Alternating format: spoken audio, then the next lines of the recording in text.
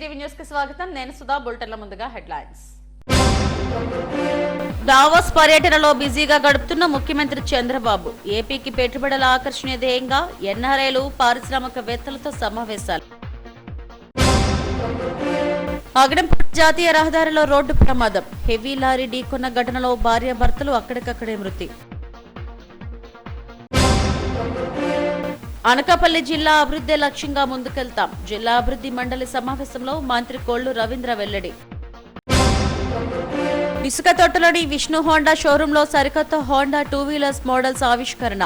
వినియోగదారుల అభిరుచులకు అనుగుణంగా ద్విచక్ర వాహనాలు మార్కెట్లోకి తెస్తున్నామన్న జీఎం నారాయణ. దావోస్ లో జరిగిన కంట్రీ స్ట్రాటజిక్ డైలాగ్ సమావేశంలో ఇండియాకు చెందిన 3 ముఖ్యమంత్రులు ఒకే వేదికపై పాల్గొన్నారు. ఏపీ ముఖ్యమంత్రి చంద్రబాబు, తెలంగాణ సీఎం రేవంత్ రెడ్డి, మహారాష్ట్ర సీఎం దేవేంద్ర ఫడ్నవీస్ లో పాల్గొన్నారు. ఈ సందర్భంగా ఆ 3 సీఎంలు కలిసి ఉన్న వీడియోలు సోషల్ మీడియాలో వైరల్ అవుతున్నాయి. దావోస్ లో జరుగుతున్న వరల్డ్ ఎకనామిక్ ఫోరంలో ముఖ్యమంత్రి చంద్రబాబు, మంత్రి నారా లోకేష్ లు బిజీగా గడుపుతున్నారు. టైహుసిక్ హోల్డింగ్స్ భారత హెడ్ రవి లంబాతో మంత్రి లోకేష్ భేటీ అయ్యారు. విశాఖ, తిరుపతిలో కమర్షియల్ స్పేస్ ఏర్పాటు చేయడంతో పాటు పారిశ్రామిక క్లస్టర్లు ఏర్పాటు చేయాలని విజ్ఞప్తి చేశారు. పవర్ ట్రాన్స్మిషన్ ను బలోపేతం చేయడం ద్వారా గ్రిడ్ స్థిరత్వాన్ని మెరుగుపరచాలని కోరారు. గ్లోబల్ టాలెంట్ హబ్ గా ఏపీని మార్చడమే లక్ష్యంగా పనిచేస్తున్నట్టు ఆయన వివరించారు. దావోస్ లో విద్యారంగ గవర్నర్ల సమావేశంలో లోకేష్ మాట్లాడారు.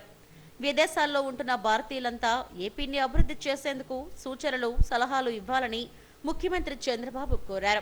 ప్రపంచ దేశాలను జనాభా సమస్య వేధిస్తుందని చెప్పారు. జపాన్, జర్మనీ లాంటి దేశాలు పాపులేషన్ లేకపోవడంతో ఇండియా నుంచి పంపించాలని కోరుతున్నారంటే పరిస్థితి ఏ విధంగా ఉందో అర్థం చేసుకోవచ్చన్నారు. ప్రపంచంలో వస్తున్న అవసరాలను అందిపించుకుని వాటికి అనుగుణంగా యువత ముందుకు సాగాలని చంద్రబాబు పిలుపునిచ్చారు. ఇప్పుడు మీరు చూస్తే అప్పుడప్పుడు నేను అడుగుతూ ఉంటాను, భర్త భార్య ఇద్దరు ఐటీ ప్రొఫెషనల్స్ ఉంటారు. ఎవరికి ఆదాయం ఎక్కువ వస్తుందంటే ఏమంటారు? మగవాళ్ళు ఏమంటారు? గెస్.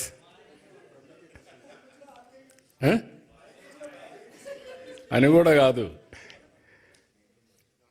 మన ఆడవాళ్ళని మనం సరిగా అంచనా వేయలేదు. కానీ there is a theory, right brain, left brain. Go and ask your ChatGPT. Ladies are more intelligent than men. It is established fact. మనం నమ్మినా నమ్మకపోయినా అది వాస్తవం. అందుకే ఇవన్నీ నేను ప్రమోట్ చేసినప్పుడు నాకు అనిపించింది చాలా. ఇప్పుడు ఎక్కడికి పోయినా కూడా ఇంకొక ఇది కూడా ఉంది, మీకు గుర్తుపెట్టుకోవాలి. మీరు కూడా ఫాలో కాలేదనుకుంటున్నాను నేను. అయితే ప్రమాదం. డబ్బులు వచ్చాయి, ఇద్దరు కూడా ఉద్యోగాలు చేస్తున్నారు. Double income, no kids, let us enjoy. అందుకే ఇప్పుడు యూరోపే కాదు, అన్ని దేశాల్లో కూడా పాపులేషన్ ప్రాబ్లం వచ్చింది, ఏజింగ్ ప్రాబ్లం వచ్చింది. Can you believe? జపాన్ లాంటి దేశం ఇండియా నుంచి మ్యాన్ పవర్ పంపించమని ఫస్ట్ టైం అడుగుతున్నారు. జర్మనీ లాంటి దేశంలో ఇండియన్స్ని యాక్సెప్ట్ చేసి కొంతమంది మనుషులు కావాలని అడిగే పరిస్థితికి వచ్చారు. అంటే ఏదైతే సరైన సమయంలో నిర్ణయం చేయలేకపోయారో దానివల్ల ఆ దేశాలు ఈరోజు మీరు చూస్తే సంపద సృష్టించారు, టెక్నాలజీ ఉంది, అగ్రదేశాలు. మనుషులు లేకపోతే ఎవరికోసం? దీనికి ఎవరు ఎంజాయ్ చేస్తారు? That is the stage today. India is very fortunate. 2047కి ఇండియా, నాకు ఏం అనుమానం లేదు, ప్రపంచంలోనే నెంబర్ 1 కానీ నెంబర్ 2 కానీ తయారవుతున్నాం. ఒకప్పుడు నేను ఎక్కడికి పోయినా జూయిష్ అని చెప్పేవాడిని. జూయిష్ ఉన్నారు, ఈ ఊర్లో ఒకరు ఉంటారు, లేకపోతే ఇద్దరు ఉంటారు. దావోస్ పర్యటనలో రాష్ట్ర, కేంద్ర మంత్రులు బిజీగా గడుపుతున్నారు. మంత్రి నారా లోకేష్ కాలినడకన సమావేశాలకు హాజరు కావడం, సోషల్ మీడియాలో వైరల్ అవుతుంది. అగ్నంపూడి టోల్గేట్ సమీపంలో జాతీయ రహదారిపై జరిగిన రోడ్డు ప్రమాదంలో భార్యాభర్తలు అక్కడికక్కడే మరణించారు. గాజువాక నుంచి లంకరపాలెం వెళ్తున్న హెవీ లారీ అదే మార్గంలో వెళ్తున్న బైక్ ను ఢీకొట్టింది. ఈ ప్రమాదంలో బైక్ పై ప్రయాణిస్తున్న భార్యాభర్తలు గొర్లె మన్మథరావు, అరుణ కుమారిలు అక్కడికక్కడే మరణించారు. గాజువాక ప్రాంతానికి చెందిన ఇద్దరు ఈ ప్రమాదంలో దుర్మరణం చెందారు. ప్రమాదానికి కారణమైన లారీని పోలీసులు స్వాధీనం చేసుకుని మృతదేహాలను పోస్టుమార్టంకు తరలించారు. దువ్వాడ పోలీసులు కేసు నమోదు చేసి దర్యాప్తు చేస్తున్నారు.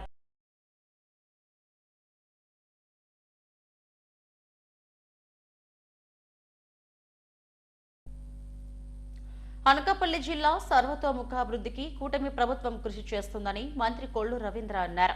అనకాపల్లి కలెక్టరేట్లో జిల్లా అభివృద్ధి మండలి సమావేశానికి ఆయన అధ్యక్షత వహించారు. సమావేశం అనంతరం మీడియాతో మాట్లాడారు. పక్కనే ఉన్న విశాఖ జిల్లాలో తలసరి ఆదాయం రాష్ట్రంలోనే అగ్రస్థానంలో ఉందని చెప్పారు. అయితే అదే వరుసలో ఉన్న అనకాపల్లి జిల్లా తలసరి ఆదాయంలో 13వ స్థానంలో ఉందని వెల్లడించారు. ఇటీవల ప్రధాని నరేంద్ర మోడీ 2 లక్షల కోట్ల పెట్టుబడులతో పరిశ్రమలకు ఇదే అనకాపల్లి జిల్లాలోని శంకుస్థాపనలు చేశారని తెలిపారు. ఎన్ఆర్జీఎస్ పథకం కింద 156 కోట్ల వ్యయంతో 1200 పనులు జరుగుతున్నాయని చెప్పారు. ఈ పనులు 60% పూర్తయ్యాయని వెల్లడించారు. భవిష్యత్తులో పోలవరం ఎడమ కాలువ ద్వారా సాగు, తాగునీటిని అనకాపల్లి జిల్లాకు తీసుకువస్తున్నామని, జూన్ నాటికి ఈ ప్రక్రియ పూర్తవుతుందని వెల్లడించారు. ఈ సంవత్సరానికి పోలవరం నీళ్లను గమ్యస్థానాలకు చేరుస్తామని తెలిపారు. అనకాపల్లి జిల్లాలో వ్యవసాయం, పరిశ్రమలు వంటి వాటిని అభివృద్ధి చేసి తలసరి ఆదాయం పెరిగేలా చర్యలు తీసుకోవాల్సిందిగా చంద్రబాబు ఆదేశించారన్నారు. -7 డిగ్రీల చలిలో దావోస్లో పర్యటిస్తూ ఏపీకి పెట్టుబడులను ఆకర్షిస్తున్నారని చెప్పారు. ఈ సమావేశంలో జిల్లా కలెక్టర్ విజయకృష్ణన్తో పాటు ఎమ్మెల్యేలు, ఎంపీ తదితరులు పాల్గొన్నారు. ఇప్పుడు ఈ 26 జిల్లాల్లో అత్యధిక తలసరి ఆదాయం వచ్చేది విశాఖపట్నం. పక్కనే ఉన్నటువంటి అనకాపల్లికి 13th ప్లేస్లో ఉంది. అక్కడ ఉన్నటువంటి వనరులు ఏ రకంగా మనం అభివృద్ధి చేసి పోటీ తత్వంతో ప్రతి జిల్లాని తీసుకురావడమే కాకుండా తద్వారా ఆంధ్ర రాష్ట్రాన్ని 15% గ్రోత్తో మనం తీసుకెళ్ళగలిగితే భారతదేశంలోనే అత్యధిక పర్ క్యాపిటల్ ఇన్కమ్తో మనం జీడిపిని కూడా పెంచుకోవడానికి అవకాశం ఉంది. దానికి తగిన ప్లానింగ్ చేసుకోమని వారు ఆదేశించడం జరిగింది. అందులో భాగంగానే ఇక్కడ ఉన్నటువంటి ఇండస్ట్రియల్ సెక్టర్ కానీ, సర్వీస్ సెక్టర్ కానీ, అగ్రికల్చర్ కానీ, ఈ మూడింటిని కూడా సమగ్రంగా ఏ రకంగా ముందుకు తీసుకెళ్లాలనేది ఒక ప్రణాళిక తయారు చేసుకోవడం జరుగుతుంది. మరి మొన్న గౌరవ ప్రధానమంత్రి గారు, మన ముఖ్యమంత్రి గారి కృషితో దాదాపు 2 లక్షల కోట్ల రూపాయల ఇన్వెస్ట్మెంట్స్ని అనకాపల్లిలో ప్లాన్ చేసుకోవడం జరిగింది. మరి అందులో భాగంగానే ఎన్టీపీసీకి సంబంధించినటువంటి గ్రీన్ హైడ్రోజన్ ప్రాజెక్ట్ దాదాపు 1,85,000 కోట్ల ఇన్వెస్ట్మెంట్తో గ్రీన్ ఎనర్జీ ప్రపంచంలోనే ఒక హబ్గా ఈ ప్రాంతాన్ని డెవలప్ చేయాలనే ఆలోచన చేస్తూ ఉన్నారు. మరి అదేవిధంగా బల్క్ డ్రగ్ పార్క్ కూడా మొన్న ప్రధానమంత్రి గారు శంకుస్థాపన చేయడం కూడా జరిగింది. ఆల్రెడీ ఇక్కడ ఫార్మాలో కూడా చాలా ముందంజలో ఉంది ఈ ప్రాంతం అంతా కూడా. అలాగే ఈరోజు గౌరవ ముఖ్యమంత్రి గారు దాదాపు -7 డిగ్రీలు చలిలో 74 సంవత్సరాల వయసులో ఆంధ్ర రాష్ట్రం కోసం పరితపిస్తూ ఇవాళ పెట్టుబడులను ఆకర్షించడానికి, మనకున్నటువంటి వనరుల్ని సద్వినియోగం చేసుకోవడానికి వారు చేస్తున్నటువంటి కృషిలో భాగంగానే ఇవాళ ఆర్సీఆర్ మిట్టల్ దాదాపు 17.8 మిలియన్ టన్స్ స్టీల్ ప్లాంట్ని ఇక్కడ ఏర్పాటు చేయడానికి ఈరోజే ఎంఓయూ చేసుకోవడం జరిగింది. ప్రముఖ ద్విచక్ర వాహన సంస్థ Honda motor cycle and scooter India 2 సరికొత్త ద్విచక్ర వాహనాలను మార్కెట్లోకి లాంచ్ చేసింది. ఇసుక తోటలోని విష్ణు హోండా షోరూంలో Honda SP 125, Activa 125 two wheelers ను ఆవిష్కరించారు. ప్రభుత్వ నిబంధనల మేరకు ఓబీడీ 2B ప్రమాణాలకు అనుగుణంగా సరికొత్త వాహనాలను తీసుకువచ్చింది. దేశంలోని ద్విచక్ర వాహనాల తయారీలో అగ్రగామి సంస్థగా ఉన్న Honda motor cycle and scooter India కొత్త హోండా SP 125, యాక్టివా 125లను దేశీయ మార్కెట్కు పరిచయం చేసింది. ఓబీడీ 2B ప్రమాణాలకు అనుగుణంగా కొత్తగా కొన్ని కనెక్టింగ్ ఫీచర్స్ను SP 125కు జోడించింది. బ్లూటూత్ కనెక్టివిటీ, ఛార్జింగ్ పోర్టుతో ఎంతగానో ఆకర్షిస్తుంది. బైక్కు ఫ్రెష్ లుక్ ఇచ్చేందుకు బాడీ గ్రాఫిక్స్ మార్చారు. 5 రంగుల్లో ఈ 2-వీలర్ లభిస్తుంది. బ్లూటూత్ కనెక్టివిటీ సౌకర్యంతో కూడిన 4.2 అంగుళాల TFT డిస్ప్లే ఇచ్చారు. మెరుగైన మైలేజీ కోసం ఐడలింగ్ స్టాప్ సిస్టమ్ సౌకర్యాన్ని కల్పించారు. Honda motor cycle and scooter India కొత్తగా 125cc హోండా యాక్టివాను తీసుకువచ్చింది. అప్గ్రేడ్ చేసిన ఇంజన్తో పాటు మరికొన్ని అత్యాధునిక ఫీచర్స్ ను అందిస్తుంది. 6 కలర్స్ లో 2 వేరియంట్లలో లభిస్తుంది. అత్యాధునిక ఫీచర్స్ ఉన్న 2 2-వీలర్స్ ను ఇసుక తోటలోని విష్ణు హోండా GM నారాయణ లాంఛనంగా ప్రారంభించారు.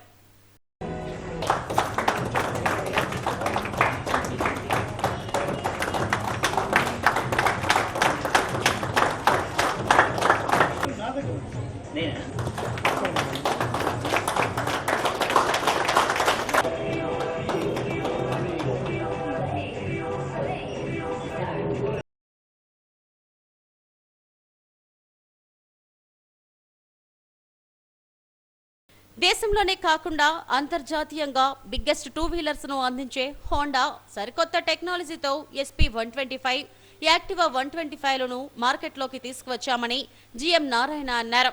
కస్టమర్ల అభిరుచులకు అనుగుణంగా సరికొత్త వాహనాలను మార్కెట్లోకి విడుదల చేస్తున్నామని చెప్పారు. 2 2-వీలర్స్ ప్రత్యేకతలను వివరించారు. Good morning Visakhapatnam. Today we are happy to introduce new technology OBD2B in accordance with the Government of India's emission norms. OBD2B version of SP 125 and Activa 125.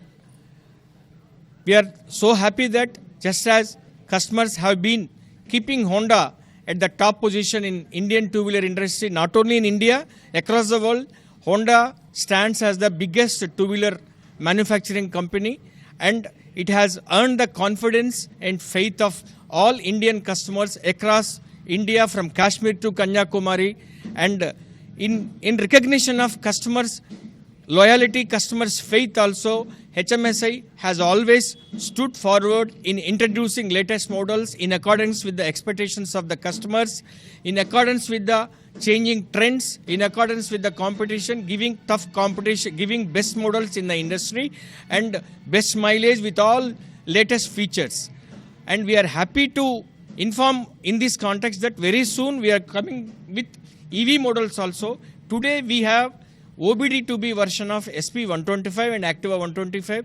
It has all the excellent features and beautiful digital meter like TFT meter, weather report, Bluetooth enabled mobile vehicle, turn by turn navigation, missed call alert, call ID, music also. You have very good music facility also. While driving the vehicle, you can enjoy the music in the vehicle itself.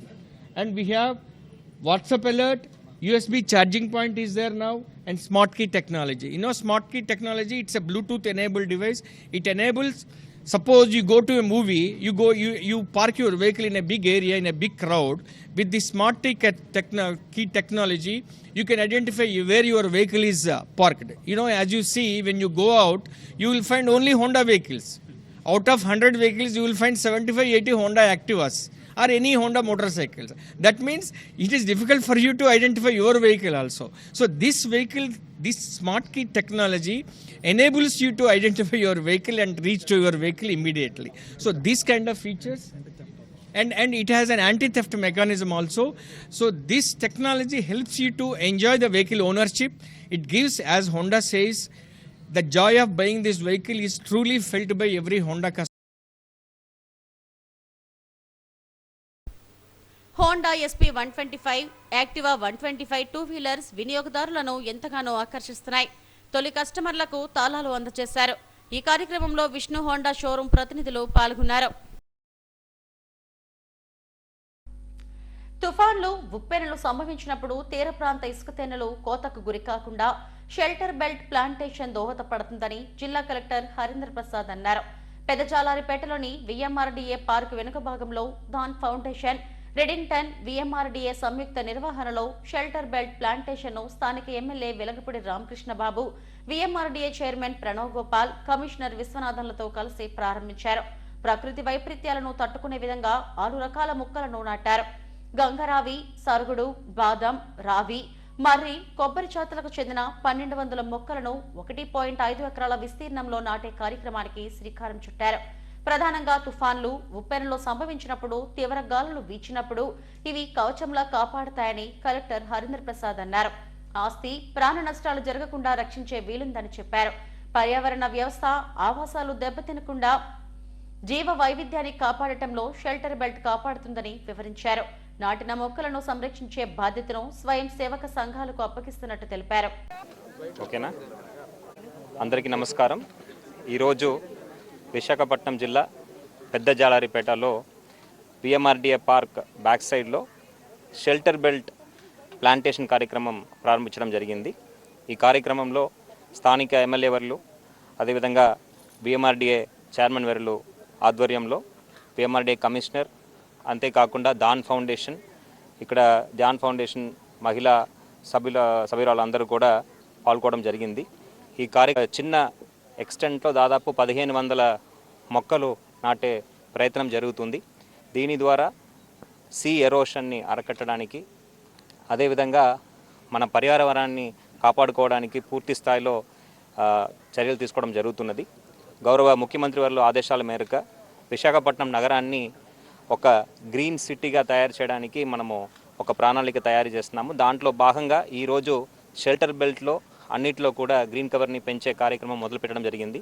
ఇదే విధంగా కోస్ట్లో ఉన్న ప్రతి ఒక్క shelter బెల్ట్లో కూడా మనము మొక్కలు పెట్టి ఈ పర్యావరణాన్ని కాపాడుకోవడం మనము తయారవుతున్నాము.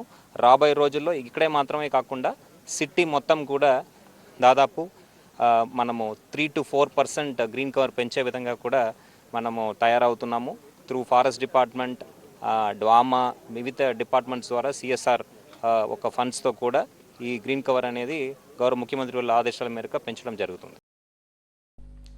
ప్రభుత్వ పాఠశాలలో తమ పిల్లలను చేర్చేందుకు తల్లిదండ్రులు ముందుకు రావాలని ప్రభుత్వ విప్ గణబాబు పిలుపునిచ్చారు. పారిశ్రామికవాడ ములగాడ జీవీఎంసీ ప్రాథమిక పాఠశాల నూతన భవనాన్ని ఆయన ప్రారంభించారు. పాత స్కూల్ భవనాన్ని కూల్చేసి సుమారు 2 కోట్ల నిధులతో కొత్త భవనం నిర్మించారు. తరగతి గదులను పాఠశాల ఉపాధ్యాయులతో కలిసి గణబాబు సందర్శించారు. విద్యాశాఖకు ప్రభుత్వం భారీగా నిధులు కేటాయించి ప్రైవేట్ పాఠశాలలకు దీటుగా సర్కారు బడులు నిర్మిస్తుందని చెప్పారు. మౌలిక సదుపాయాలు కల్పిస్తామని, పాఠశాల ఆవరణను సుందరంగా తీర్చిదిద్దామని అన్నారు. ఈ కార్యక్రమంలో Velma corporation director Rammohan Naidu, corporator Poornasri, Suresh తదితరులు పాల్గొన్నారు.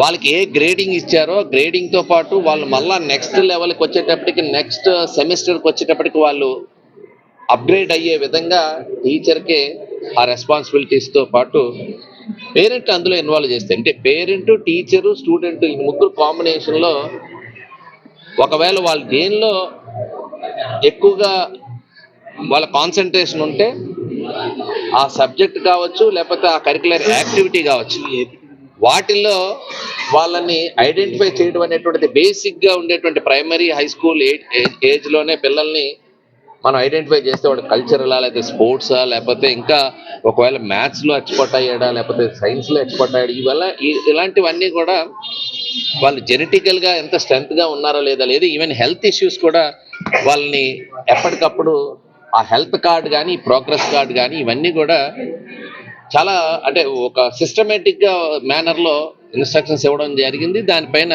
టీచర్స్ కూడా ఆ పిల్లలతో ఇంటరాక్షన్, ఓన్లీ ఎడ్యుకేషన్ అంటే సబ్జెక్ట్ వారి పుస్తకాల్లో ఉండేటువంటి చదువే కాదు, ఓవరాల్గా ఆ కెరీర్ బిల్డప్ చేయడానికి ఏ రకమైనటువంటి అవసరాలు ఉన్నాయో అది ప్రైమరీ నుంచే స్టార్ట్ చేయాలి, అటు హై స్కూల్ కూడా చేయాలనే ఉద్దేశంతో మనం బిగిన్ చేసాం.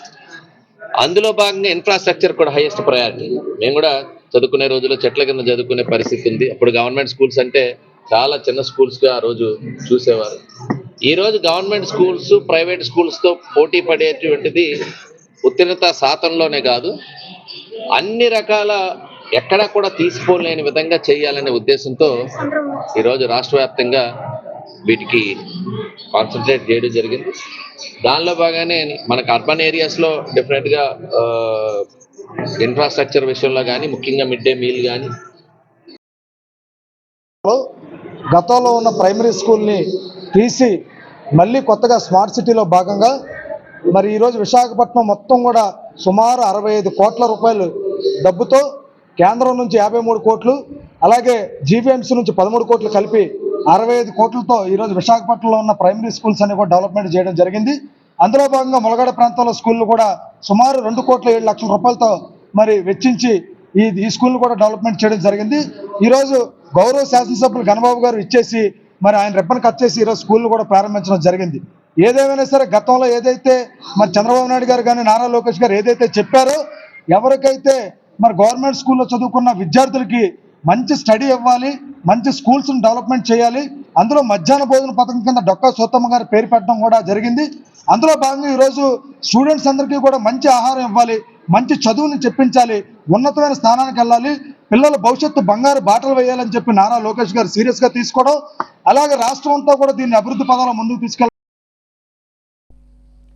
బాలల హక్కుల పరిరక్షణలో భాగంగా అన్ని జిల్లాల ప్రధాన ఆసుపత్రుల్లో ప్రత్యేక ఓపీ కేంద్రాలు, వార్డులను నెలకొల్పాలనే లక్ష్యంతో తాము పనిచేస్తున్నామని రాష్ట్ర బాలల హక్కుల పరిరక్షణ కమిషన్ సభ్యులు గుండు సీతారాం అన్నారు. కమిషన్ ఆదేశాలతో రామటాకి సమీపంలోని ప్రభుత్వ కంటి ఆసుపత్రిలో పిల్లల కోసం ప్రత్యేకంగా ఓపీ కేంద్రం, తనిఖీ గది, 6 బెడ్లతో ప్రత్యేక వార్డు ప్రారంభమైంది. ఆసుపత్రి superintendent doctor Meenakshi, RMO Naveen Kumar, doctor జ్యోతిర్మయులతో కలిసి సీతారాం ప్రారంభించారు. అనంతరం జరిగిన సమావేశంలో మాట్లాడారు. బాలల కోసం ప్రత్యేక ఏర్పాట్ల ఆవశ్యకతపై కమిషన్ జరిపిన సమీక్షలో స్పష్టమైన ఆదేశాలు జారీ చేశామని అన్నారు. ఇది ఉత్తరాంధ్ర బాలల విజయంగా భావిస్తున్నామని చెప్పారు. కమిషన్ ఆదేశాలు పాటిస్తూ తమ ఆసుపత్రిలో బాలలకు ప్రత్యేక సదుపాయాలు ఏర్పాటు చేస్తామని సూపరింటెండెంట్ డాక్టర్ మీనాక్షి తెలిపారు. ఈ కార్యక్రమంలో ఉమా శ్రీనివాస్, పిఓ రమణకుమారి తదితరులు పాల్గొన్నారు. చేయడం జరిగింది. అందులో వాళ్ళ పిల్లల కోసం ప్రత్యేకంగా ఓపీ కండక్ట్ చేయమని, వాళ్ళ కోసం ఆపరేషన్ జరిగినప్పుడు వాళ్ళకి వార్డులో ఒక 6 బెడ్స్ సెపరేట్గా వాళ్ళకి కేటాయించాలని మాకు ఆదేశాలు ఇచ్చారు. ఆదేశాల మేరకు మేము ఇక్కడ ఓపీ టికెట్స్ ఇష్యూ దగ్గర కానీ, ఓపీలో డాక్టర్ ఎగ్జామినేషన్ ఛాంబర్ కానీ ఒకటి, వార్డులో ఒక వార్డు వాళ్ళ కోసం ఐడెంటిఫై చేసి వాళ్ళ కోసం కేటాయించడం జరిగింది. దానికి ఇవాళ ఓపెనింగ్ జరిగింది. పిల్లలకి అవసరమైన టెస్టులు అవన్నీ కూడా మనం ఎప్పుడూ చేస్తున్నాము. ఎప్పుడు వాళ్ళకి అవసరమైన టెస్టులు అన్నీ చేయడానికి మనకి డాక్టర్స్ ఉన్నారు. కాకపోతే ఇప్పుడు వాళ్ళకంటూ ఒక సెపరేట్ ఓపీ అక్కడ ప్రత్యేకంగా ఇంకొంచెం బాగా కేర్ బాగా జరుగుతుందన్న దీంట్లో అలాగే ఏర్పాటు చేయడం జరిగింది. సాధారణంగా ఎక్కువగా మనకి రిఫ్రాక్టివ్ ఎర్రర్స్ అంటాము, దృష్టి దోషాలు, అవి చిన్నపిల్లల స్కూల్ గోయింగ్ చిల్డ్రన్లో స్టార్ట్ అవుతాయి. అది వాళ్ళకి గ్లాసెస్ పెట్టుకుంటే, స్పెక్టికల్స్ పెట్టుకుంటే విజన్ ఇంప్రూవ్ అవుతుంది. వాళ్ళు సాధారణ కొంచెం స్కూల్ ఏజ్లో నుంచి కూడా వాళ్ళకి ప్రాబ్లం ఉన్నదా అన్నది ఇప్పుడు మనకి స్కూల్ హెల్త్ సర్వే ద్వారా గత ఒక 4-5 నెలలుగా చేసి అవంతా అవసరమైన వాళ్ళందరినీ ఐడెంటిఫై చేస్తే వాళ్ళకి స్పెక్టికల్స్ డిస్ట్రిబ్యూషన్ కూడా ఇంకా నెక్స్ట్ మంత్ జరుగుతుందండి. మనకి ఇక్కడికి వచ్చిన వాళ్ళకి మనకి సూచనలు ఇస్తాము, మీరు ఏ స్పెక్టికల్స్ వాడాలి అవన్నీ మనం ప్రిస్క్రిప్షన్ ఇస్తాం. ఇది వాళ్ళు ఓన్గానే కొనుక్కుంటారు ఇక్కడికి వచ్చిన వాళ్ళు. రెడ్డం సూర్యప్రకాశ్రావు గారి ప్రభుత్వ ఆసుపత్రి సందర్శించడం జరిగింది. ఇక్కడ బాలలకు సంబంధించిన, బాలల హక్కులకు సంబంధించిన అంశాలపైన సూపరింటెండెంట్ గారితో డిస్కస్ చేయడం జరిగింది. ఎందుకంటే ప్రత్యేకంగా పిల్లల ఓపీ కేంద్రం పెట్టమని, అంటే ఓపీ చీటీలు రాసే కేంద్రం, ప్రత్యేకంగా పిల్లల లైన్లు మాత్రమే. అలాగే ఎవరైతే ఓపీ చీటీలు తీసుకున్నారో ఆ ఓపీ చీటీలు తీసుకున్న పిల్లలకి ప్రత్యేకంగా వైద్యులు ఉండేటట్టు ఒక క్యాబిన్ కూడా ఏర్పాటు చేయాలని చెప్పి ఆదేశాలు ఇవ్వడం జరిగింది. దీనికి అనుగుణంగా వీళ్ళందరికీ ఏవైతే ప్రత్యేకంగా ఇటువంటి శస్త్రచికిత్సలు గట్రా ఏమైనా జరిగే పరిస్థితులు వచ్చినట్లయితే ఇక్కడ బెడ్స్ అవి లేవు, ప్రత్యేకంగా వార్డు కూడా ఏర్పాటు చేయాలని చెప్పి ఆదేశాలు ఇవ్వడం జరిగింది.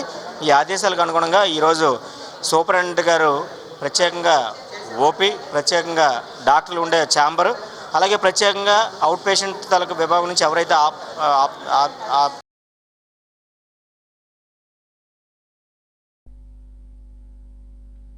ఎంజీఎం సెవెన్ హిల్స్ హాస్పిటల్ యాజమాన్యం జాయింట్ కమిషనర్ ఆఫ్ లేబర్ ఆదేశాలను అమలు చేయాలని hospitals and private nursing homes association నేతలు డిమాండ్ చేశారు.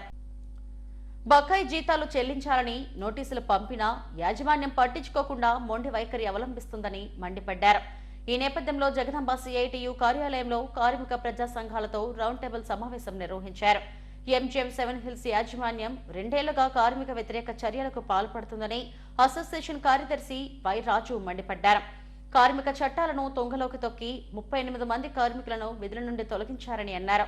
చట్టపరంగా వారికి రావాల్సిన బెనిఫిట్లు ఎగ్గొట్టేందుకు కార్మికులకు సంబంధించిన రికార్డులను తగలబెట్టి అగ్ని ప్రమాదం జరిగినట్టు నాటకాలు ఆడుతున్నారని ఆరోపించారు. ఎంజీఎం ఆసుపత్రి యాజమాన్యం కార్మిక శాఖ ఆదేశాలను అమలు చేయాలని డిమాండ్ చేశారు. రౌండ్ టేబుల్ సమావేశంలో చంద్రశేఖర్, చంద్రమౌళి తదితరులు పాల్గొన్నారు. సెవెన్ హిల్స్ యాజమాన్యం ఎటువంటి రియాక్షన్ లేదు, స్పందన లేదు. కాబట్టి మళ్ళీ రెండోసారి కూడా షోకాజ్ నోటీస్ ఇవ్వడం జరిగింది. 38 కార్మికులకి వెంటనే జీతాలు చెల్లించాలి, లేకపోతే నీ మీద చట్టపరమైన చర్య తీసుకుంటామనేసి చాలా గట్టిగా ఆర్జేసీఎల్ గారు నోటీస్ పంపించారు. అయితే యాజమాన్యం 38 కార్మికుల్ని పండగ పూట కూడా జీతాలు ఇవ్వకుండా గొడ్డు చాకరీ చేయించుకొని మరి జీతాలు ఇవ్వకుండా పండుగ పూట 38 కుటుంబాలని పస్తుల పాలు చేసింది. అది చాలా దుర్మార్గం. కార్మిక చట్టాలన్నీ కూడా తొంగలో తొక్కి ఈరోజు కార్మికుల్ని ఉద్యోగుల్ని తీసిందని కమిషనర్ గారు స్వయంగా ఎంజీఎం సెవెన్ హిల్స్ యాజమాన్యానికి చెప్పడం జరిగింది. మీకు 900 మంది వర్కర్స్ ఉన్న చోట ప్రభుత్వం దగ్గర పర్మిషన్ తీసుకొని వాళ్ళకి ఉద్యోగాల నుంచి తీయాలి. అలాగే కొన్ని సెక్షన్లు ఉన్నాయి, ఆ సెక్షన్ ప్రకారంగా తీయాలనుకుంటే సరైన కారణం ఉండాలి. అలాగే 3 నెలల ముందు నోటీస్ ఇవ్వాలి. అంటే 3 నెలల జీతాలు వాళ్ళకి ఇచ్చి అప్పుడు మిగతా వాళ్ళకి బెనిఫిట్స్ ఏవైతే ఉన్నాయో అవి ఇవ్వాలి. కానీ ఇవన్నీ కూడా యాజమాన్యం ఎక్కడా కూడా ఈ లాస్ లేబర్ లా ఏదైతే ఉందో వాటిని ఫాలో అవట్లేదు లేదు. ఏకపక్షంగా కార్మికుల కుటుంబాలని వీధికి నెట్టింది. దీని మీద కార్మికులు పెద్ద ఎత్తున పోరాటం చేస్తున్నప్పటికి కూడా సెవెన్ హిల్స్ యాజమాన్యం కదలటం లేదు. ఇది చాలా దుర్మార్గం. అందుకనే లేబర్ కమిషనర్ గారు ఏదైతే ఆదేశాలు ఇచ్చారో జీతాలు చెల్లించమని ఎంజీఎం సెవెన్ హిల్స్ యాజమాన్యం వెంటనే జీతాలు చెల్లించాలని ఈరోజు రౌండ్ టేబుల్ సమావేశానికి హాజరైన మొత్తం అన్ని సంఘాలు డిమాండ్ చేశాయి. రాబోయే కాలంలో మొత్తం కార్మిక సంఘాలన్నీ కలిపి సెవెన్ హిల్స్ యాజమాన్యంతో కలిసి వాళ్ళకి ఒక వినతి పత్రం ఇవ్వాలని, సమస్య పరిష్కారం చేయాలని ట్రేడ్ యూనియన్ నాయకులందరూ కూడా ఈరోజు నిర్ణయం చేయడం జరిగింది. ఆ నిర్ణయాన్ని వెంటనే అమలు చేస్తాం. యాజమాన్యం తన వైఖరి మార్చుకోకపోతే రాబోయే కాలంలో విశాఖపట్నం ఉన్న కార్మికులందరూ కూడా పెద్ద ఎత్తున ఆందోళన దిగుతారని ఈ రౌండ్ టేబుల్ సమావేశం సందర్భంగా అందరూ కూడా హామీ ఇవ్వడం జరిగింది. కాబట్టి యాజమాన్యం తన వైఖరి మార్చుకొని ముందు వెంటనే కార్మికుల జీతాలు చెల్లించాలని డిమాండ్ చేస్తున్నాం. జీవీఎంసీ 5వ వార్డులో అన్నా క్యాంటీన్ను భీమిలి ఎమ్మెల్యే గంటా శ్రీనివాసరావు ఆకస్మికంగా తనిఖీ చేశారు. నాణ్యత పెంచాలని సూచించారు. ప్రతిరోజు మధ్యాహ్నం, రాత్రి ఎంతమంది భోజనం చేస్తున్నారో రికార్డులను పరిశీలించారు. డిమాండ్ లేనప్పుడు మిగిలిపోయిన ఆహార పదార్థాలు ఏం చేస్తారని ప్రశ్నించారు. నాణ్యత ప్రమాణాలు తెలుసుకునేందుకు ఆయన అక్కడే భోజనం చేశారు. అన్నం సరిగా ఉడకలేదని, భవిష్యత్తులో ఇలాంటి ఫిర్యాదులు లేకుండా చూసుకోవాలని సూపర్వైజర్ను హెచ్చరించారు. మిగిలిన ఆహారాన్ని అవసరమైన మరో చోటికి పంపుతున్నామని ఉద్యోగులు గంటాకు వివరించారు. సాధారణంగా క్యాంటీన్లలో భోజనం బాగానే ఉంటుందని, ఈ రోజే పూర్తిగా ఉడకలేదని కొందరు ఎమ్మెల్యే దృష్టికి తెచ్చారు. స్థానిక టీడీపీ నాయకులు మొల్లి లక్ష్మణరావు, బోయి వెంకటరమణ తదితరులు పాల్గొన్నారు.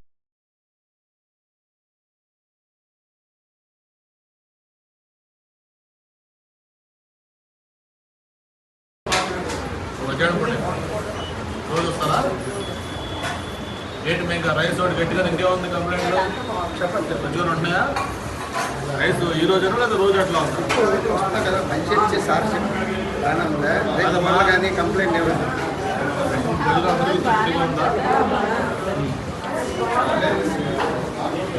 రైస్ ఒకటి కొంచెం గట్టిగా. హెడ్లైన్స్ మరోసారి. దావోస్ పర్యటనలో బిజీగా గడుపుతున్న ముఖ్యమంత్రి చంద్రబాబు. ఏపీకి పెట్టుబడుల ఆకర్షణ ధ్యేయంగా ఎన్ఆర్ఐలు, పారిశ్రామికవేత్తలతో సమావేశాలు. అగడంపేట జాతీయ రహదారిలో రోడ్డు ప్రమాదం. హెవీ లారీ ఢీకొన్న ఘటనలో భార్యాభర్తలు అక్కడికక్కడే మృతి. అనకాపల్లి జిల్లా అభివృద్ధి లక్ష్యంగా ముందుకెళ్తాం. జిల్లా అభివృద్ధి మండలి సమావేశంలో మంత్రి కోళ్లు రవీంద్ర వెల్లడి. ఇసుక తోటలోని విష్ణు హోండా షోరూంలో సరికొత్త హోండా 2 వీలర్స్ మోడల్స్ ఆవిష్కరణ. వినియోగదారుల అభిరుచులకు అనుగుణంగా ద్విచక్ర వాహనాలు మార్కెట్లోకి తెస్తున్నామన్న జీఎం నారాయణ. ఇవి ఇప్పటివరకు నా బులెటిన్ అప్డేట్స్. మరిన్ని వార్తా విశేషాల కోసం చూస్తూనే ఉండండి ఎస్టీవీ న్యూస్. నమస్తే.